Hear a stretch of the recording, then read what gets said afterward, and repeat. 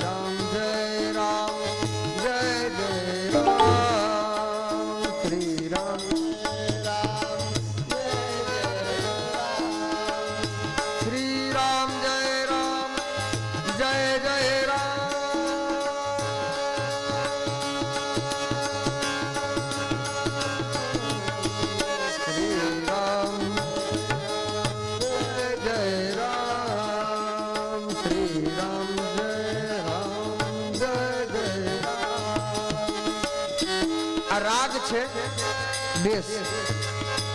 આપણા દેશમાં રાગ બહુ પ્રસિદ્ધ છે જેનું નામ છે રાગ દેશ. બહુ સરસ આ રાગ હાલતો હોય ખબર પડી જાય કે રામાયણ ચાલે. અગાઉ રેડિયામાં ઓલ ઇન્ડિયામાં બહુ આવતું. મંગલ ભવનયા મંગલહારી, મંગલ ભવનયા મંગલહારી, દ્રવહુ દશરથ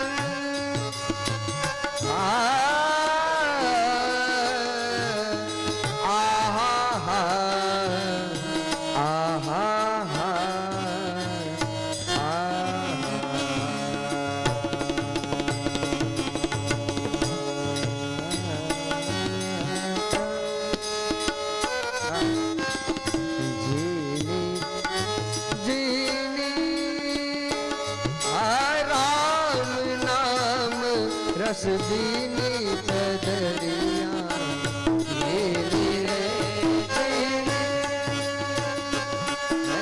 રામ નામ રસદીની ચદરિયા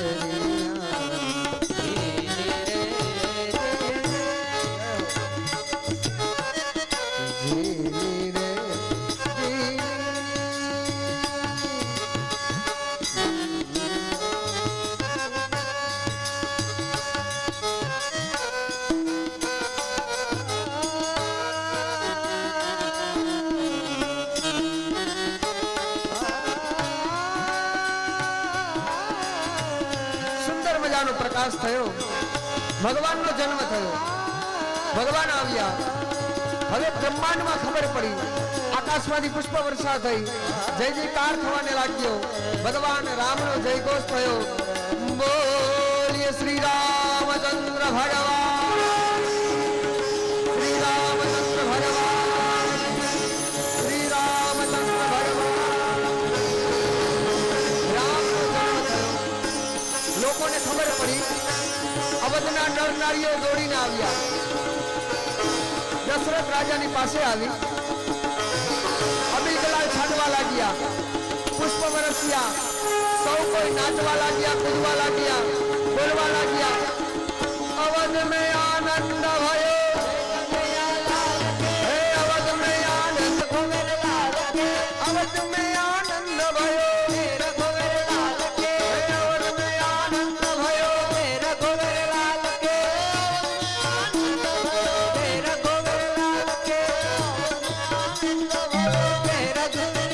રામને આવા દેજો, પટમાં આવા દો રામને.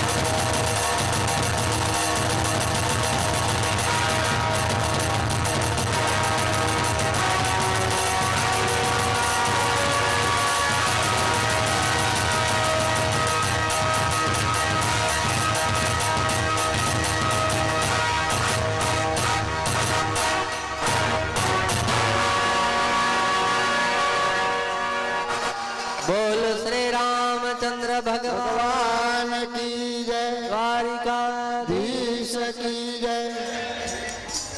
અહીંયા રામ જન્મને આપણે સર્વ પિતૃદેવોના ચરણમાં અર્પણ કરી હવે બરાબર આપણે 4 વાગે કથા સત્રમાં પ્રવેશ કરવાનો છે. આજે 5:30 વાગે 5:30 થી 6 ની અંદર આપણે કૃષ્ણ જન્મ ઉત્સવ ઉજવશું અને બરાબર 6 વાગે કૃષ્ણ જન્મ થશે. તો અત્યારે કથા સત્રને આપણે વિરામ આપીએ. બરાબર 4 વાગે આજે કૃષ્ણ જન્મ. મહારાજાધિરાજ દ્વારિકાધીશને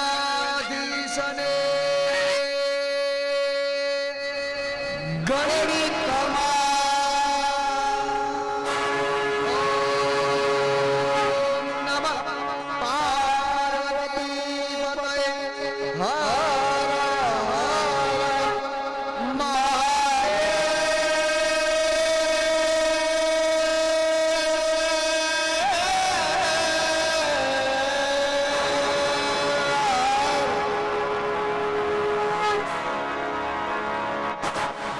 આપ સૌને જય શ્રી કૃષ્ણ, જય ગોપાલ.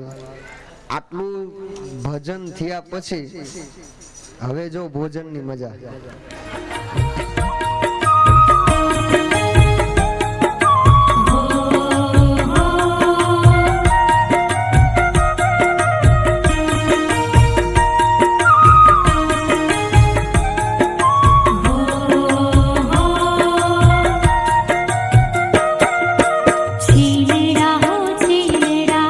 માખણ ના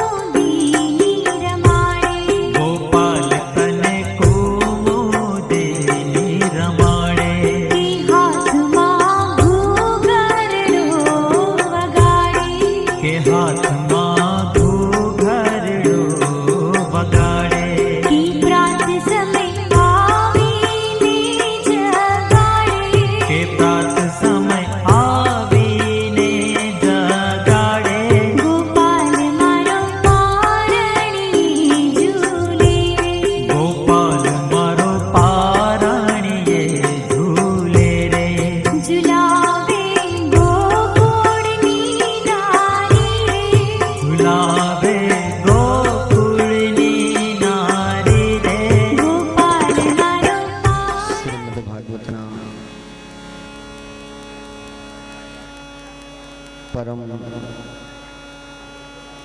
પાવન પ્રસંગમાં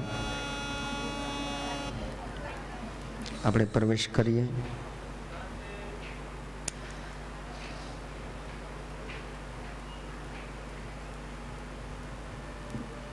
ભગવાન શ્રી રામના શ્રી ચરણોમાં કોટી કોટી વંદન.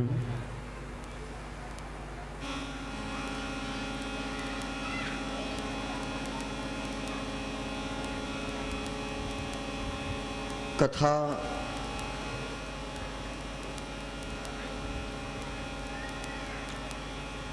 એક દર્પણ છે. કથા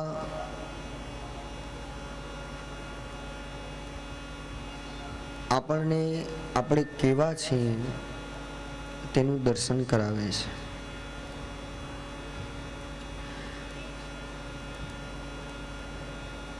અરીસાનો સ્વભાવ છે આ ઘડી આ ક્ષણે તમે કેવા લાગો છો તે અરીસો બતાવે છે.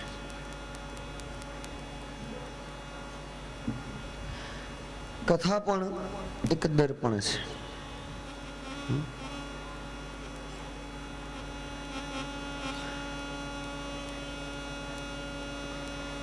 પણ જ્યારે દર્પણમાં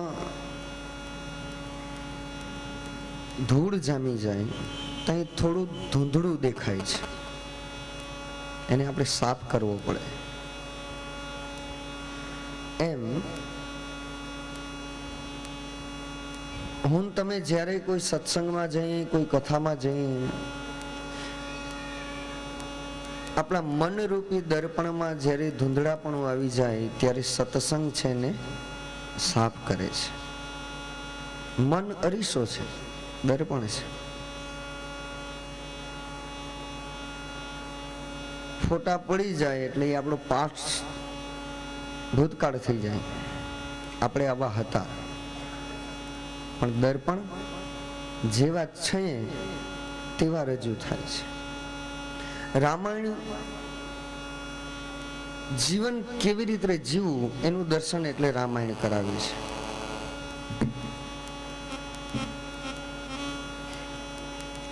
जीवन जिए तो कैसे जिए, मरे तो कैसे, और जीवन में क्या करे और क्या नहीं करना चाहिए, ये महाभारत सिखाता है.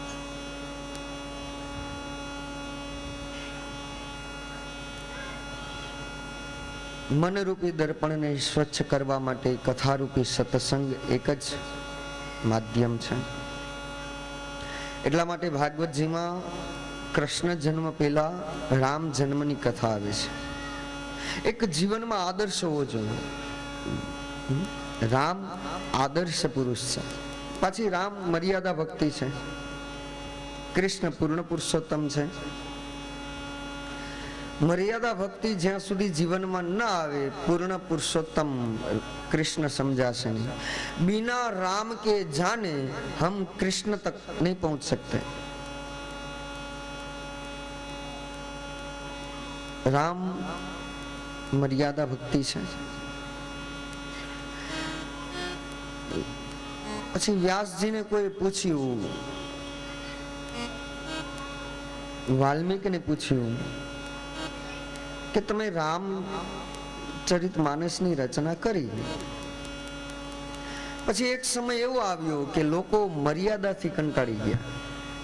મર્યાદા મર્યાદા, બંધન બંધન, મર્યાદા બંધન. બહુ મર્યાદા બહુ બંધન એ પણ અકળામણ છે.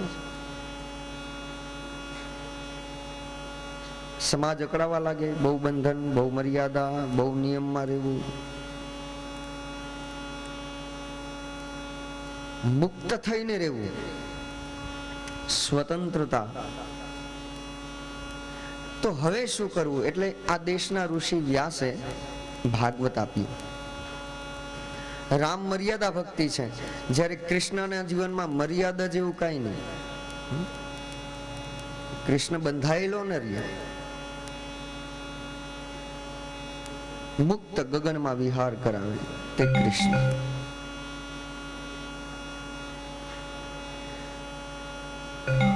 નવમ સ્કંદમાં 2 અધ્યાયમાં રામચરિત આવે છે, રામનું દર્શન છે.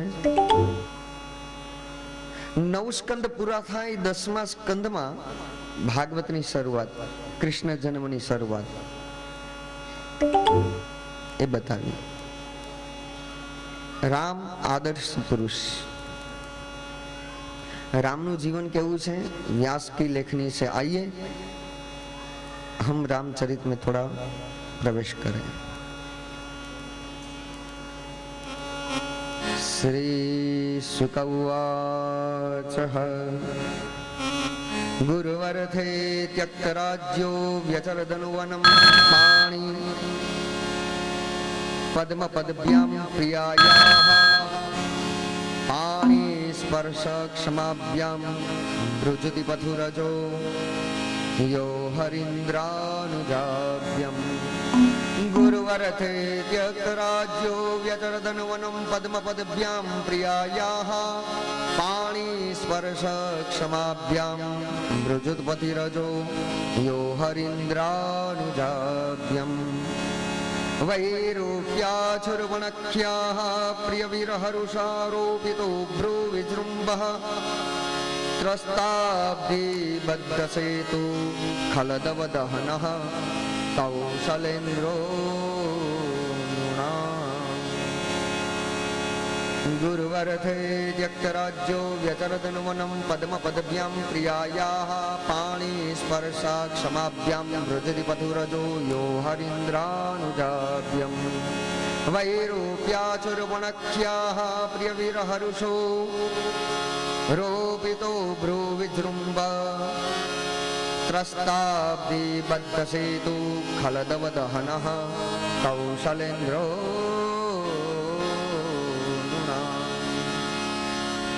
આ એક શ્લોકમાં આખી રામાયણ આવી ગઈ. વ્યાસજી લખે છે, ગુરુવર્થે ત્યક્તરાજ્યો વ્યચરદનુવનમ. રામનું જીવન કેવું છે? પિતાના વચન માટે ત્યક્તરાજ્યો, રાજસત્તાને છોડી દીધી, સંપત્તિ ચરણોમાં આવી ગઈ, ઠુકરાવી. આ રામનું જીવન.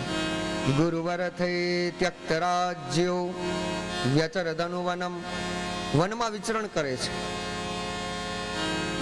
પાછા એકલા નહીં, પદ્મ પદભ્યામ પ્રિયાયાહ, પ્રિય પત્ની સીતા સાથે વ્યચરદનુવનમ વિચરણ કરે છે વનમાં. એ સમયે પાણી સ્પર્શા ક્ષમાભ્યામ વૃજતિ પથુરજો યો હરીન્દ્રાનુજાભ્યમ. જ્યારે વનમાં ભગવાન રામ જાય છે ત્યારે શ્રી રામના કોમળ કોમળ ચરણોમાં વનના કંકણ કંટક વાગે છે. એ સમયે એવા રામને વનમાં જતા આખું અવધ જુએ છે. પણ વનમાં જવા માટે જ્યારે વાત થઈ છતાં રામનું મુખારવિંદ પ્રસન્નવદ, જરા પણ રંજ નહીં. નાના ભાઈને ગાદી આપવાની વાત થઈ, એટલી જ પ્રસન્નતા વનમાં જવા માટે પણ છે. આ રામ. રસ્તામાં તાડકા રાક્ષસી આવે, એને મારે છે. રામનું દર્શન ઘણું બધું મને તમને આપે છે. और किसी संत ने कहा, अगर अवध में चुनाव होते, ये समय जो चूंटणी प्रथा होत अवध में, અને રામ અને કૈકેયી આ બંનેમાં વોટિંગ કરવાની વાત આવત તો શું થાત? રામના પક્ષમાં કેટલા વોટ પડત અને કૈકેયીના પક્ષમાં કેટલા વોટ? તો સ્વાભાવિક છે આખું અવધ રામને વોટ આપત, રામનો વિજય થાત, વનમાં જવાની જરૂર ન પડત, ચૂંટણી કરાવી હોત તો. પણ કૈકેયીના પક્ષમાં કેટલા વોટ પડત? એટલે કોઈ વિદ્વાને બહુ સરસ વાત કરી कि कई के पक्ष में 3 वोट ये जरूर पड़त। 3 वोट तो कई ने मड़त। एक तो जब कई ब्याह करके दशरथ के अंगना में आई, तब उनके संग अपनी एक दासी मंथरा को लेकर आई थी। पूरी अवध में मंथरा अपना वोट राम को न देते हुए कई के पक्ष में ही अपना वोट, तो एक तो वोट हो गया कई का। दूसरा वोट खुद कई को कई का वोट मिलता। खुद कई પોતાનું वोट પોતાના માપત।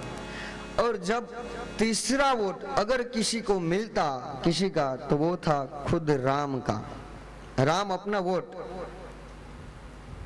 कई कोई ये राम है। અને એવા રામ ગુરુવર થઈ ત્યક્ત રાજ્યો વ્યચરદન વનમ પદ્મપદભ્યામ પ્રિયાયાહ પાણી સ્પર્શા ક્ષમાભ્યામ વૃજતિ પથુરજો યો હરીન્દ્રાનુજભ્યમ।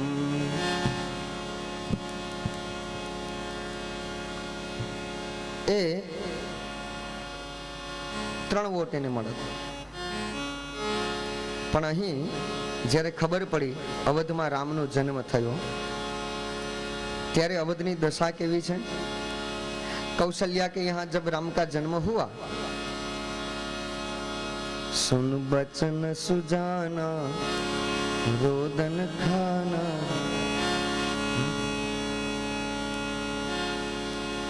रड़े छे અને રામના રડવાનો અવાજ અવધની દિવાલો સાંભળે છે। આટલા વર્ષ પછી અવધના આંગણે કોઈ બાળકના રડવાનો અવાજ આવ્યો, અને અવાજ સાંભળવા માટે દશરથ રાજાની મનોદશા કેવી છે। કહે કે દશરથ પ્રતીક્ષા કરે છે કે કોઈ મંગલ સમાચાર મને જલ્દી આવીને સંભળાવે। એટલે દશરથ વનની રાજમહેલમાં બાળકના રડવાના અવાજની પ્રતીક્ષા કરે છે। અને એ સમયે કૌશલ્યાએ બાળકને જન્મ આપ્યો। ભય પ્રગટ કૃપાલા દીન દયાલા, કૌશલ્યા હિતકારી। અને એ રામે જ્યારે જન્મ લીધો, કૌશલ્યાએ પોતાના સગા કાને બાળકના રડવાનો અવાજ સાંભળ્યો। જે દાસીઓ સેવા કરતી હતી એમણે અવાજ સાંભળ્યો। પરિણામે રામ રડે છે, અને એ રડવાનો જે અવાજ કાને પડ્યો એટલે દાસીઓ બધી દોડીને આવી દશરથ રાજા પાસે। દશરથ રાજાની પાસે આવી दशरथ राजा नी पासे आवी। दासियों कहे छे महाराज बधाई हो बधाई हो। बोले क्या हुआ? अरे महाराज क्या बताऊं, आपके यहाँ लालो भयो है। सच? बोले हाँ मेरे यहाँ लालो भयो है। और अपने गले में जो चंद्रहार था सो उतार करके दासी को दे दिया दशरथ ने। वही कोई दासी दौड़ती दौड़ती आई, अरे ओ महाराज बधाई हो बधाई हो। बोली अब क्या हुआ? बोले कौशल्या के यहाँ तो लालो भयो है, कई के यहाँ भी पुत्र का जन्म हुआ। सच? बोले हाँ। भेंट सौगात दे दी। फिर कोई दासी दौड़ करके आई, महाराज बधाई हो बधाई हो। क्या हुआ? बोले सुमित्रा के यहाँ 2 बालक का जन्म हुआ। यानी सुमित्रा ने 2 बालकों को जन्म दिया, कई ने 1, कौशल्या ने 1। आज मानो दशरथ को लगा कि पूरे संसार में मेरा जैसा कोई सुखी कोई न होगा। जहां भी दृष्टि देखे बस मंगल समाचार ही दशरथ को सुनाई देता है। और तभी सोने से सुरुदन परम प्रियवाणी साम्रमाई सबरानी। सोने से सुरु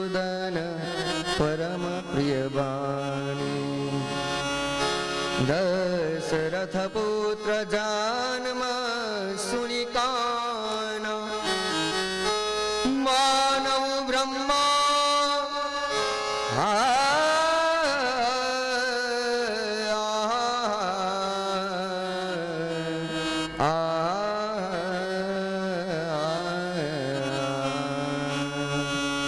દશરથ પુત્ર જન્મ સુનિકાના માનવ બ્રહ્માનંદ સમાના માનવ બ્રહ્માનંદ સમાના આનંદ સમાના. તુલસીએ લખ્યું દીકરાનો જન્મ થાય ને એટલે બાપ હરખાય રાજી થાય, પણ અહીંયા દશરથ રાજી ન થયા, સુખ નથી દશરથને. તો તુલસીએ લખ્યું દશરથ પુત્ર જન્મ સુનિકાના. પોતાના કાને જ્યારે સાંભળ્યું કે મેં પિતા બની ગયા, માનવ બ્રહ્મ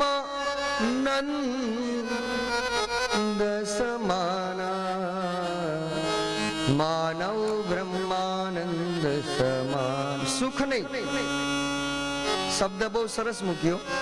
આનંદ એનાથી આગળ બ્રહ્માનંદ સમાના બ્રહ્માનંદ સમાના. કેવલ આનંદ નહીં, બ્રહ્માનંદ થયો. હવે જુઓ, જ્યાં સુખ હોય ને ત્યાં દુઃખ આવવાનું છે, જ્યાં દુઃખ છે ત્યાં સુખ આવવાનું સ્વાભાવિક છે. પ્રકાશ છે તો અંધકાર થશે, અંધકાર છે તો પ્રકાશ થવાનો છે. પણ આનંદ એક એવો શબ્દ છે જેનો વિરોધાભાસી શબ્દ તમને શબ્દ જગતમાં ક્યાંય જોવા નહીં મળે.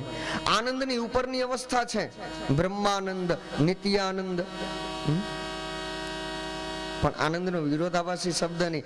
એવું સુખ, એવો આનંદ જે ક્યારેય દૂર ન જાય. માનહુ બ્રહ્માનંદ સમાના માનહુ બ્રહ્માનંદ સમાના. એવો આનંદ. અને દશરથ નામ બહુ સરસ છે. દશરથ એટલે 5 જ્ઞાનેન્દ્રિય, 5 કર્મેન્દ્રિય, આ 10 ઇન્દ્રિયો અને એમાં વળી 11મું મન જ્યારે ભેગું થાય એટલે કે પ્રત્યેક ઇન્દ્રિય જ્યારે ઈશ્વરમય બને એવા જીવને બ્રહ્મનો બાપ થવાનો અવસર મળે, માટે દશરથ. પ્રત્યેક ઇન્દ્રિયો ઈશ્વરને ભજે, પ્રત્યેક મન પ્રભુ ભાવિત થાય ત્યારે પ્રભુ કૃપા કરે છે. સુંદર મજાના 4 બાળકો થયા. વશિષ્ઠ ઋષિ આવ્યા. રાજા દશરથે વંદન કરી વશિષ્ઠ ઋષિએ કહ્યું, મહારાજ આજે સુંદર મજાનો યોગ છે, ચાલો નામકરણ વિધિ કરીએ. એટલે નામ પાડે છે. બાળકનું નામ, 4 બાળકો માતાની ગોદમાં છે. કૌશલ્યાની ગોદમાં 1 બાળક, કૈકેયીની ગોદમાં 1, સુમિત્રાની ગોદમાં 2 બાળકો. વશિષ્ઠ ઋષિ આવ્યા, નામ પાડે છે. કહ્યું, રાજા સુનો, આ કૌશલ્યાની ગોદમાં બાળક છે તે ચૈત્ર માસ શુક્લ પક્ષ 9મી તિથિ તુલા રાશિના ચંદ્રમાં એનો જન્મ થયો, માટે પ્રથમ આ બાળકનું હું નામ તમને કહું છું. આ દેશના ઋષિએ આ રાષ્ટ્રને એવું એક નામ આપ્યું જે નામનો આશ્રય કરી જીવ માત્ર, પ્રાણી માત્ર આલોક અને પરલોક એમાંથી મુક્ત થઈ જાય છે. એવું સુંદર મજાનું નામ છે. વશિષ્ઠ બોલ્યા, સો સુખધામ રામ અસનામ, સો સુખધામ રામ અસનામ, અખિલ લોક દાયક વિશ્રામા. સો સુખધામ રામ, સો સુખધામ રામ યસ નામ, અખિલ લોક દાયક વિશ્રામા.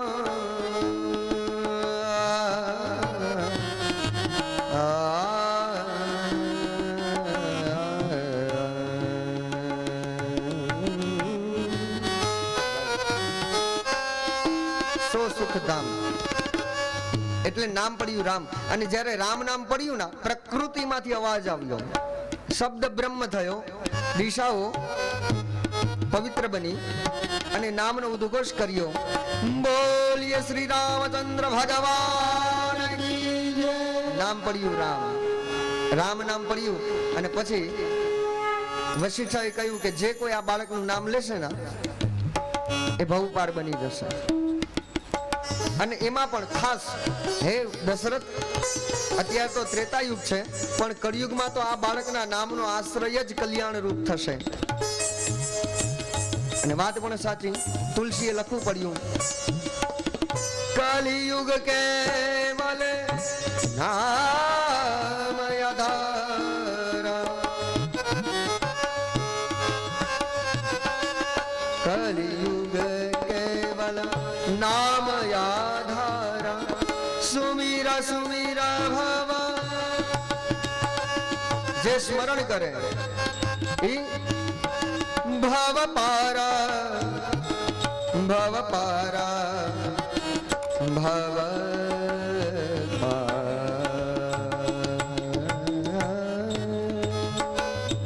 ભવ પારા, ભવ પાર થઈ જાય એવું નામ. પછી કહ્યું કે હવે જે કઈ કઈ ની ગોદમાં છે એનું નામ આપું. सुनो महाराज, यह बालक राम का अनुज है, राम को प्रिय होगा और इस बालक का नाम विश्वभरण पोषण करनामा, करनाम भरत असनामा, भरत असनामा.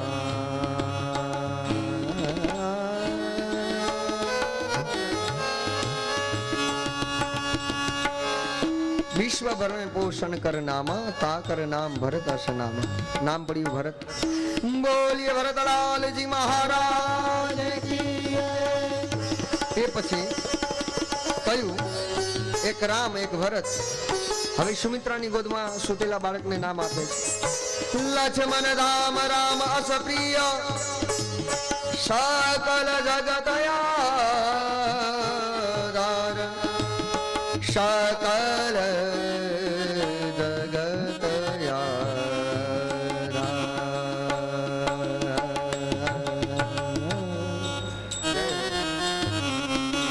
सकल जगत आधार. शेष अवतार છે, પૃથ્વીનો ભાર એના મસ્તક પર છે, માટે નામ પડ્યું લખન.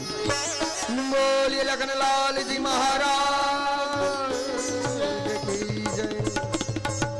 નામ પડ્યું લખન. સુંદર મજાનું. ચારે ભાઈઓના નામ થયા. પછી ચારે ભાઈઓ કુમાર અવસ્થાને પહોંચે છે. વશિષ્ઠ ઋષિ ચારે ભાઈઓને લઈને ગુરુ આશ્રમમાં આવે છે.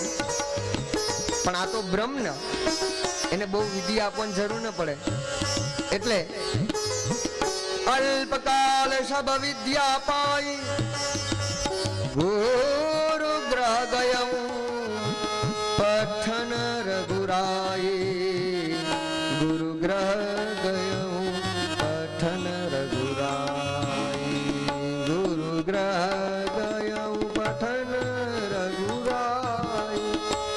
અલ્પકાલ સબ, થોડા સમયમાં 64 કળાની વિદ્યા મેળવી લીધી. આવ્યા પાછા રાજમહેલમાં.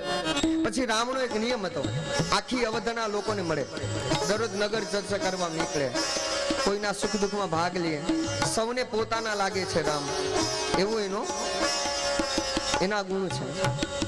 એવામાં રાવણ નામનો એ સમયમાં અત્યાચારી પૃથ્વીને પીડા આપે છે.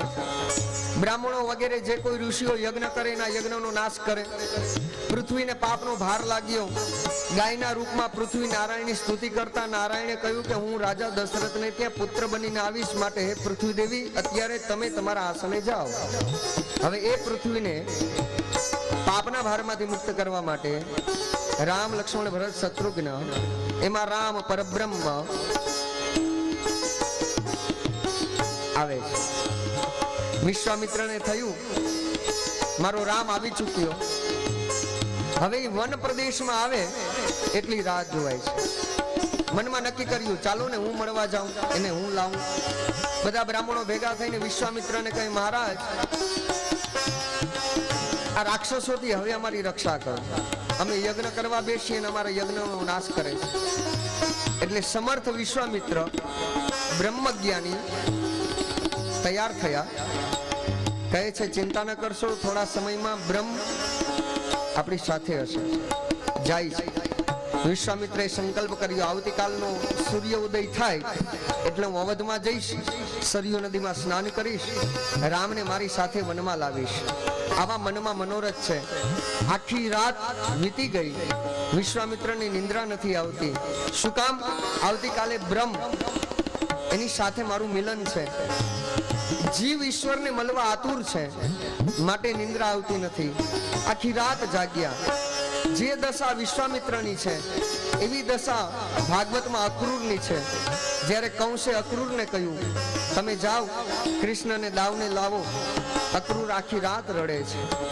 કબ સુવા હો, કબ મેરા કનૈયા मुझसे बात करे, कब वो मुझे मिले.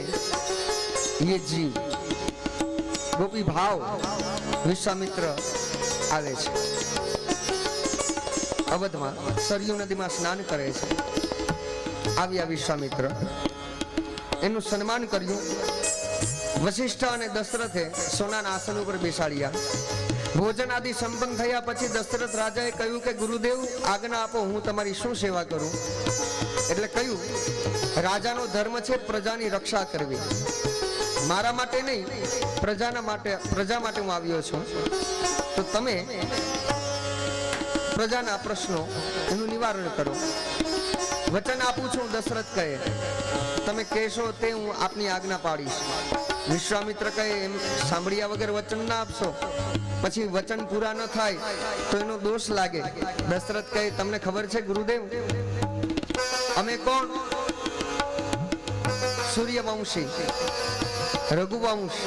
આપેલું વચન પ્રાણ દઈને પણ પૂરું કરીએ, માટે તમને વચન આપું છું, જે કહેશો તે હું આપની સેવા કરીશ. વિશ્વામિત્રે કહ્યું, ફરી વિચાર કરી લેજો. બોલે, આપને કહ્યું ના, વચન માટે પ્રાણનો ત્યાગ કરનારા અમે રઘુવંશી. રઘુકુલ રીત સદા ચલી આઈ, પ્રાણ જાય પર વચન જાય, પ્રાણ જાય પર વચન જાય. રઘુકુલ રીત સદા ચલી આઈ, રઘુકુલ રીત